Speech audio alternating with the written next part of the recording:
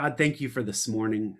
And Lord, just looking back at the last 15 months, I thank you for the ways that you have sustained us as a community, as individuals. I thank you for the relationships we've been able to continue to have, even when some of us haven't actually seen each other in so long.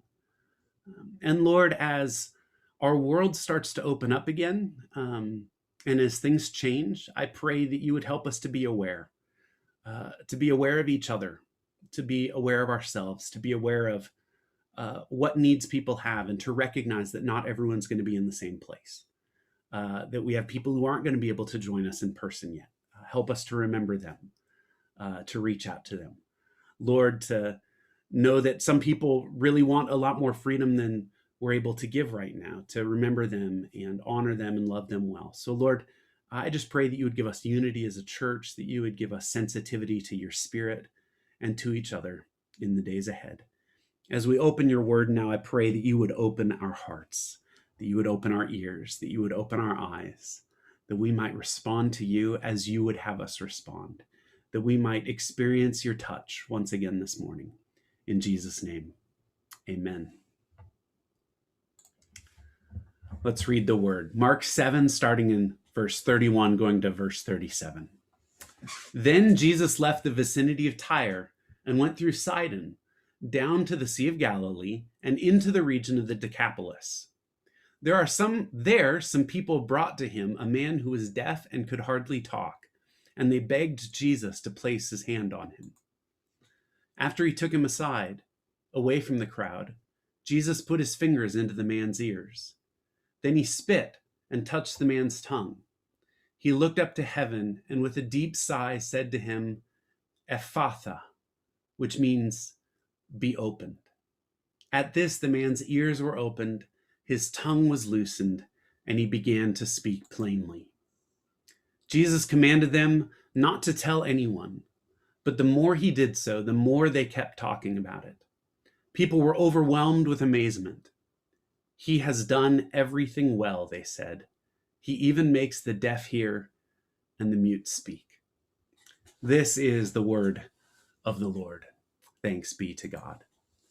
So I'm just going to take this in three sections. We're going to go through kind of verse by verse, and then we'll talk about what that means for us, where the invitation is for us to respond to God. So this first slide, the first couple of verses, these are verses 31 and 32, are really about setting the scene and giving us the context. So if you've been with us the last few weeks and can remember last week, we're just coming off of a story where Jesus healed the daughter of the Syrophoenician woman, a really complex text with one of the least flattering pictures of Jesus for modern ears, as he responds to this woman with what looks like rather harsh words, but which I would argue he was actually parodying another person's position.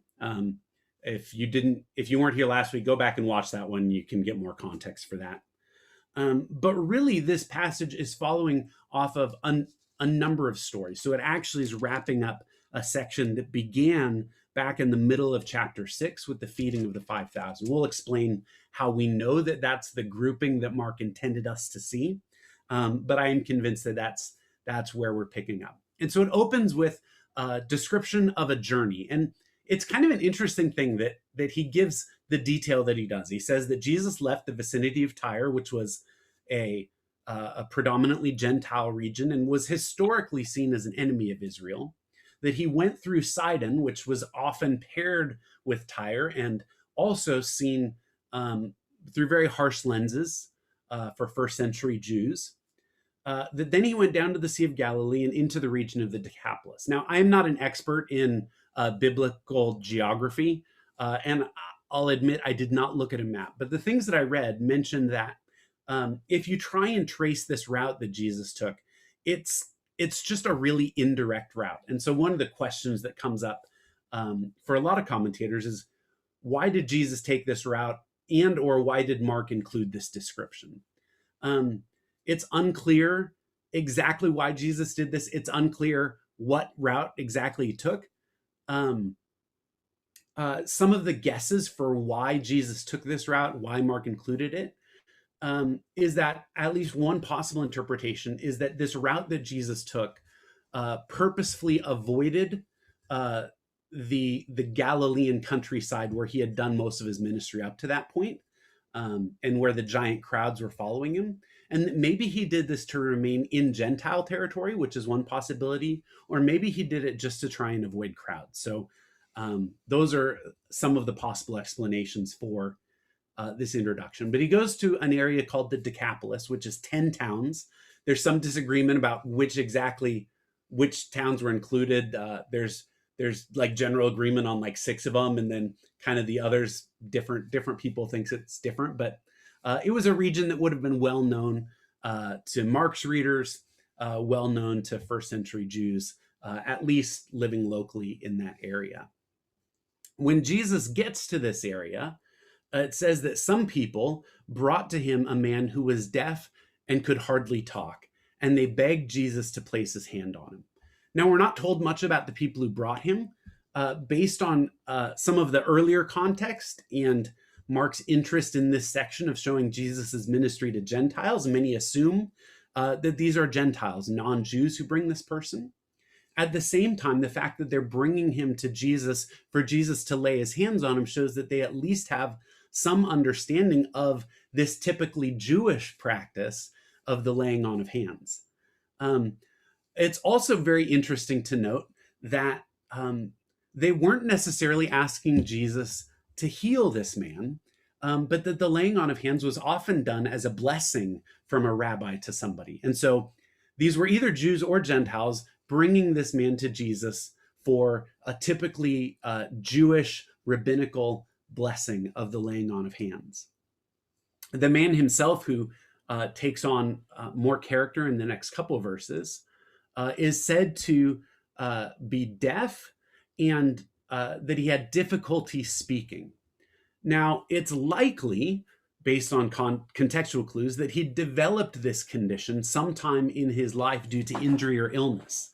Because if he was born deaf, he would not have in those days have learned to speak or to have a concept of what the words were supposed to sound like. So when Jesus heals him, as we see later in the text, he starts speaking plainly, it says, which shows that he had a familiarity with language, that he had some ability to speak, but for some reason he just had great difficulty, which was probably related to his lack of hearing, but may have had other factors as well. So yeah, the fact that he's healed and immediately starts speaking suggests that at some previous point in his life, he'd had the ability to hear and to speak. And for me, that just adds just kind of an extra note here. And when I read this, I started developing a picture of this man based in an interaction I had a number of years ago when I was interning in the chaplaincy department at a hospital in college. And there was one patient there who, and please know, I am not a doctor, and that is my excuse. They would give us like basic diagnosis before we went in and met somebody, but most of the time I had no idea what the words meant. And this was one of those cases. It said he had aphasia, but I didn't know what that was. And so I walked in and just started chatting with this guy and I went through kind of my introduction. Hi, I'm Joe. I'm a chaplaincy intern here. We provide spiritual and emotional care for people who are in the hospital. So I just wanted to stop by and see how you were doing, see if there was anything that I could do for you, if you'd like me to pray for you, anything like that. And this guy, who seemed very awake and with it, just stared at me. He didn't open his mouth, didn't say anything, he just looked at me. And I was like, so would you like anything? And he just kept staring at me. And so I finally after standing there for a couple of minutes and him not responding, I'm like, I guess he doesn't want to talk. So I left. And initially I thought he was like, either he really didn't like me or he was just kind of rude. And I'm like, well, okay, I'll move on. Then later I ran into a nurse and we got to talking about him. She says, oh no, aphasia means he's unable to speak. He's fully present. His mind is good, but he can't talk. He had a stroke, and it's affected the speech center of his brain. So it's actually very frustrating for him. So you might try asking him yes or no questions because he can respond to those, and and he might actually really appreciate visiting with you. Just know that he's not going to be able to respond verbally. I was like, oh gosh, okay. And so then I repented of my judgment of him, of thinking he was rude, and went back in. And sure enough, as I asked him yes or no questions, he nodded or shook his head, and we were able to communicate, although it was very difficult. So I wound up going back and seeing him repeatedly. He was in the hospital for a month or more, and started developing a relationship with him. And slowly over time, he started developing the ability to say some things, but oftentimes the word he would say would not be the word he was trying to say. And the number one thing that stuck out to me was just how frustrating his life was at this point and how lonely his life was. I remember one time going in and I said, would you like company today? And he said, yes. I said, would you like me to just sit here and not talk? And he nodded. He said, basically what I saw in his eyes is I would just like somebody to sit with me and not ask me to do something that I'm unable to do. Let's just be together. And I was able to do that. And in its way, I hope it was really meaningful for him. But I was just struck by how frustrated he would get, how angry he would get, and how lonely it must have felt to be fully awake, fully aware, having things to say and not being able to say them. And that is how this man is presented who's brought to Jesus for a blessing, but with the added inability to hear as well. And just how isolating that must have been in his world at that time. In our days, the deaf community is a thriving community. American Sign Language is a language that people can learn, both who are hard of hearing, who have no hearing, those who are fully hearing. Not to say there isn't hardship that people endure, but in those days, it's likely this man did not have a community, and that his way of communicating with people would have been through signs that they developed together. And so it probably would have had a limited range of words. And I imagine just the isolation that he felt. And so his friends bring him to Jesus for a blessing. I wonder what he was thinking as he came to Jesus, as he came from this existence that's basically solitary confinement. So his friends were at least somewhat aware of this. And so when Jesus came to town, they brought him to Jesus for prayer, for the laying on of hands. And then here's what happens. Jesus takes him aside and engages in this hands-on healing that for most of us, as we read this text with our kind of modern eyes, it's a little weird, right? Whenever Jesus uses spit in the terms of healing, I'm always like, Jesus, please don't spit on me. Like, I would rather not have that. But that's not how this would have been understood in the day, and is probably not how this man experienced it. It was not an you thing. It was a caring thing.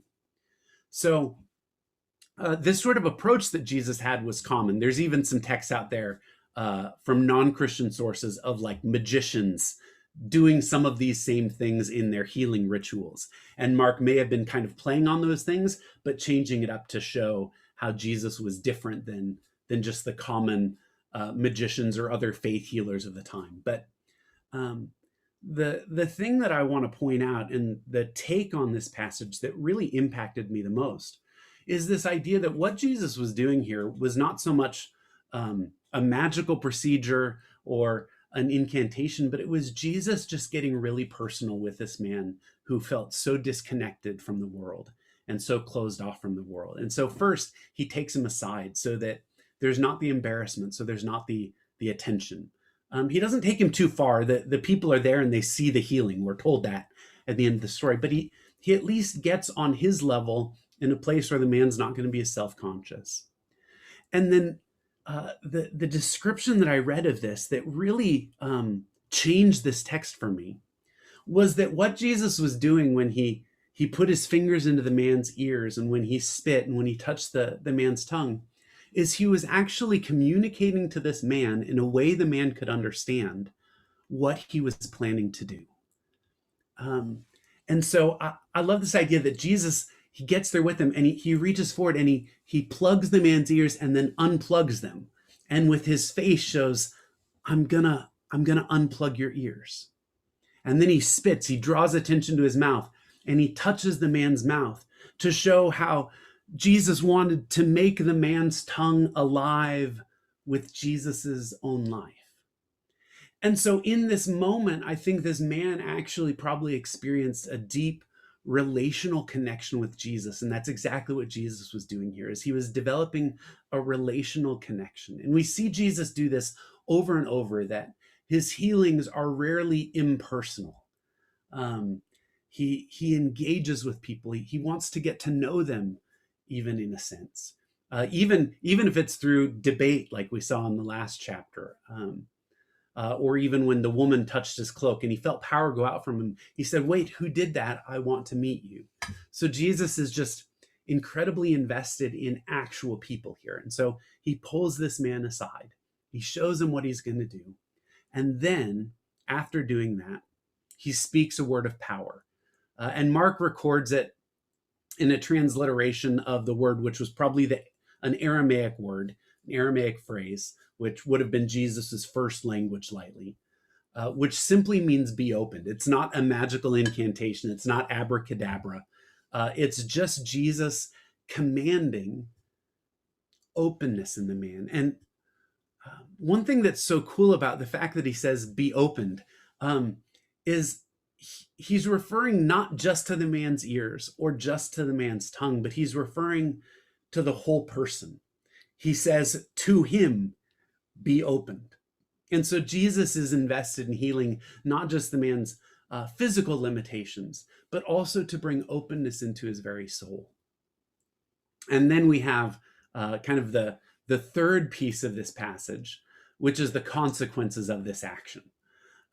That's Jesus commanded them, it says them, not to tell anyone. So he's speaking to the crowd who've just seen this man healed, seen him finally begin to speak plainly again. And maybe he told them, look, yesterday when I was making this motion, what I really wanted you to understand was this, and you completely missed it. Which I think Jesus probably related to that moment, because that's how he felt with his disciples day in and day out. But they saw him speaking. They went, oh, this is incredible. And Jesus, once again, we see this over and over in Mark. Jesus tells them, okay, can you just please keep it quiet? But the more he did so, the more they kept talking about it. People were overwhelmed with amazement. This is a pattern we see over and over in Mark. And the consequences of it are Jesus heals somebody, tells them to keep quiet about it. They don't, because what Jesus does is so amazing. People feel that they have to proclaim it. And it makes it harder for Jesus to do the other part of his ministry. You see, Jesus came not just to be a miracle worker, not just to heal people's infirmities, but to teach a new way of living, to proclaim the kingdom of God. And to Jesus, this proclamation of the kingdom was just as important to him as these miracles and these healings and these wonders that he performed. And what happened is every time news of one of these miracles got out, more and people would crowd around, not wanting to hear Jesus teach, but just wanting to get miracles out of him. And so Jesus was wanting more and more to preach, and it was becoming more and more difficult to do that with every miracle that he did. And I think this is why he kept asking people, please, just don't tell everyone. But I think Mark includes this also to show us that what Jesus did was so remarkable and so amazing that even if people wanted to keep silent about it, they just couldn't. They were like, the 5-year-old who's gotten a present for their parent for Christmas 2 weeks ahead of Christmas. There's no way you're making it to Christmas as a parent without knowing what they got you, because they just can't keep that secret, or at least no 5-year-olds I've ever known could. They dancing, and like the moment they get it, the moment they wrap it, they're like, I gotta tell you what it is. I got you a stuffed animal. You're like, thanks. I'm gonna be so surprised when I open it and see it. that's how it was when Jesus healed people. They just could not keep quiet. And so the word of the healing would get out, the crowds would gather, and Jesus would have difficulty doing his whole ministry because of that.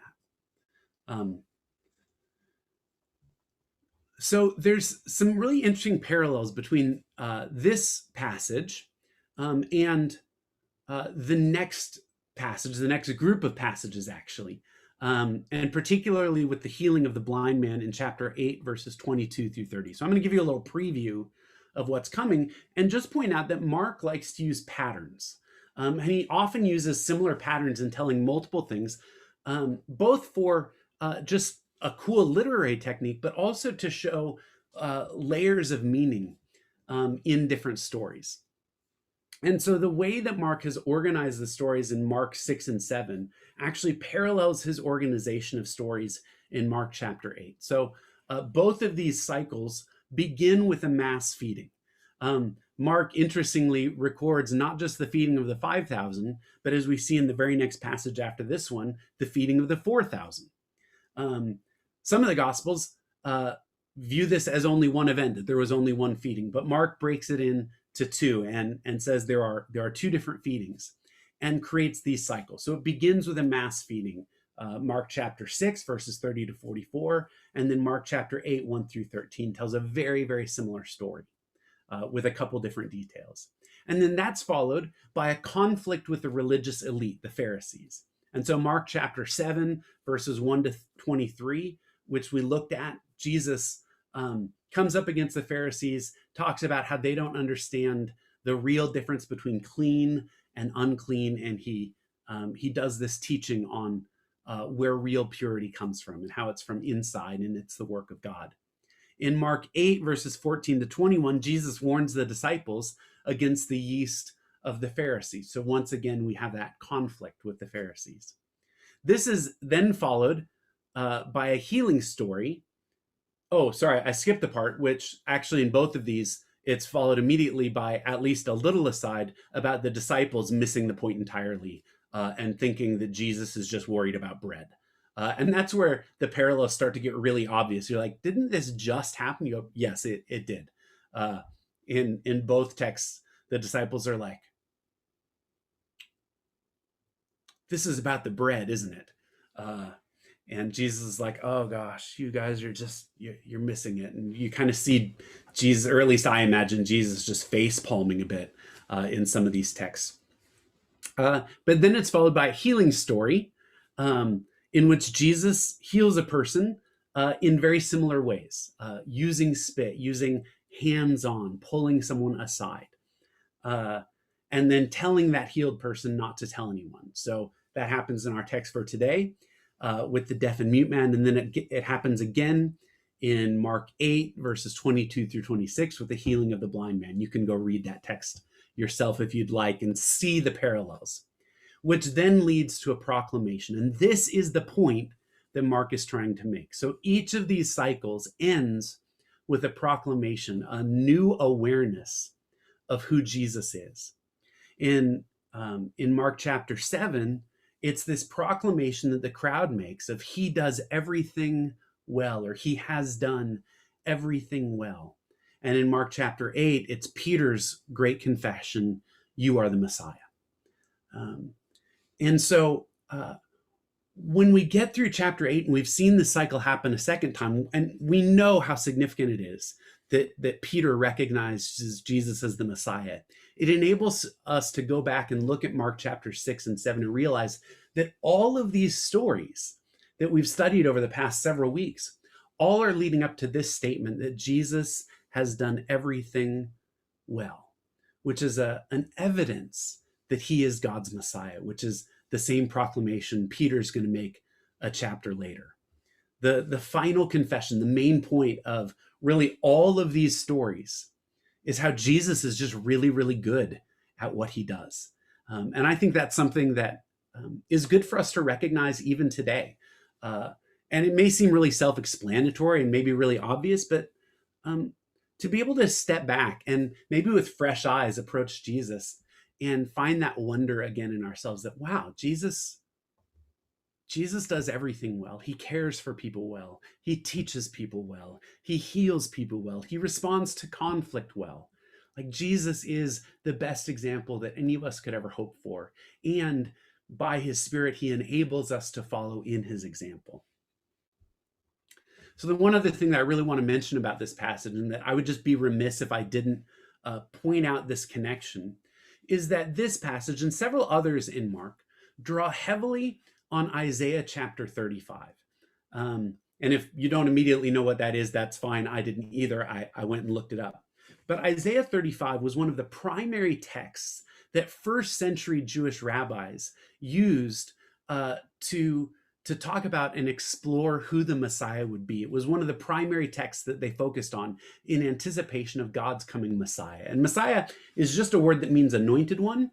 But the idea of the Messiah within first century Judaism that had built up from the Old Testament was that a Savior would come, that the Savior would come and would bring massive changes in the world and massive changes in Israel, that he would return the hearts of people to God, that he would cleanse the nation of sin, that he would usher in the messianic age when things would be different, when the world would be a more just and caring place, when freedom would enter into people's lives in a new way. And so all Jews were looking forward to the coming of the Messiah. And one of their primary texts that they looked at and hoped in, just as we have texts that we look at when we think about Jesus's return, one of those texts, primary texts, was Isaiah chapter 35. And as I read it for you now, it's just 10 verses. I want you to notice all of the ways that Mark has taken imagery and ideas from Isaiah 35 and pulled them out in Jesus' story and highlighted them, so that as we're reading through Mark, and as a first century person was reading through Mark, they would be invited to come to the conclusion that Jesus is God's Messiah. Isaiah 35, 1 through 10. The desert and the parched land will be glad. The wilderness will rejoice and blossom. Like the crocus, it will burst into bloom. It will rejoice greatly and shout for joy. The glory of Lebanon will be given to it, the splendor of Carmel and Sharon. They will see the glory of the Lord, the splendor of our God. Strengthen the feeble hands. Steady the knees that give way. Say to those with fearful hearts, be strong, do not fear. Your God will come. He will come with vengeance, with divine retribution, and he will come to save you. Then will the eyes of the blind be opened, and the ears of the deaf unstopped. Then will the lame leap like a deer, and the mute tongue shout for joy. Water will gush forth in the wilderness, and streams in the desert. The burning sand will become a pool, the thirsty ground bubbling springs. In the haunts where jackals once lay, grass and reeds and papyrus will grow. And a highway will be there, and it will be called the way of holiness, and it will be for those who walk on that way. The unclean will not journey on it. Wicked fools will not go about on it. No lion will be there, nor any ravenous beast. They will not be found there, but only the redeemed will walk there. And those the Lord has rescued will return. They will enter Zion with singing. Everlasting joy will crown their heads. Gladness and joy will overtake them, and sorrow and sighing will flee away. It's just such a beautiful text, right? This is what people were hoping for. This is what people were looking forward to. This text from hundreds of years before Jesus came had been developing their imagination for the day the Messiah came. And Mark is very consciously showing us that Jesus is the fulfillment of this prophecy. He opens the eyes of the blind. We're going to see that in the next chapter. The ears of the deaf will be unstopped. And that unstopped word is rooted in the same word that Jesus uses, be opened, when he unstops the man's ears. The mute tongue will sing for joy. Mark has also already showed us a paralyzed man being healed. And in the next cycle, he'll describe Jesus giving sight to the blind man. We also know in other texts in the Gospels that Jesus described himself as the source of the water of life, and that those who drink from his stream will never go thirsty again. It's all of this imagery from Isaiah's vision. Even beyond that, verse 8 in the Isaiah passage is all about those who are unclean will not be able to follow the way of the Messiah, but that those who walk in the way will be purified. And Jesus has just been talking about purity, right? And the difference between clean and unclean. And so I think for those in the first century who are very familiar with Isaiah prophecy, when they encountered Jesus, would have their minds would have gone to this passage. They would have been overwhelmed with amazement about it. And I think that's part of why they were unable to keep silent. Mark is literarily shouting to his readers, Jesus is the Messiah. He's the one. Follow him. And that's a good application of this passage. That's a good place to go from here. If you don't already consider yourself a follower of Jesus, I think this text and the whole Gospel of Mark, and actually all the Gospels for that matter, are inviting you to consider trying it out, to come and see as Jesus invited his disciples. But there's another takeaway from this passage that I'm even more drawn to this morning. And it's the phrase that Jesus uses, that he utters to heal the man. Ephphatha, be opened. And I just find myself wondering, what if we are the man? And what if Christ is present with us in some way that we can't fully understand, maybe aren't fully aware of, but that Jesus is present with us. And he's taking each one of us aside this morning, and he's touching us kindly. He's giving us attention just as he did. He's speaking to us in a language that we can hear and understand, just as he did to the man at the end of Mark 7. And he's speaking the same word to us. Be opened. And the question that I'd like us to consider this morning is, what is it in you that needs to respond to that word? What in you is closed off today? What in you is unable to hear? What in you is unable to respond? And to bring that to the Lord right now, and to say, Jesus, maybe to say, like the one person in the Gospels that says, I believe, Lord, help my unbelief. To say, Lord, I want to be open to you. I want to be open to what you're saying, to what you're doing. So open me up again. Maybe you have a closed heart right now. Maybe that the difficulty of this past year has just created some walls for you with other people, or within yourself, or between you and God. Maybe you've closed off your mind to perspectives that are different than your own. I think all of us have been guilty of that at some point in the last year. I don't want to hear it. I don't want to hear somebody who says something that I don't like. And maybe Jesus is saying to us, be open there so that you can engage with people, so that you can learn, so that you can grow. What I take away from this is that Jesus calls us to openness. He invites us to openness, and that becoming open is a grace of God, and it's a healing that he brings in our lives. And so I just invite us now in the next couple of moments to consider that question of what in you is closed and needs to be opened, needs to respond to Jesus' invitation. What is God saying to you that maybe you've had difficulty hearing? And to just kind of respond with a prayer of willingness or of submission to that voice of Jesus this morning. So let's take a few minutes of just quiet contemplation on that. I'll play a little bit of background music, and then after a few minutes, Tony will lead us in a final song.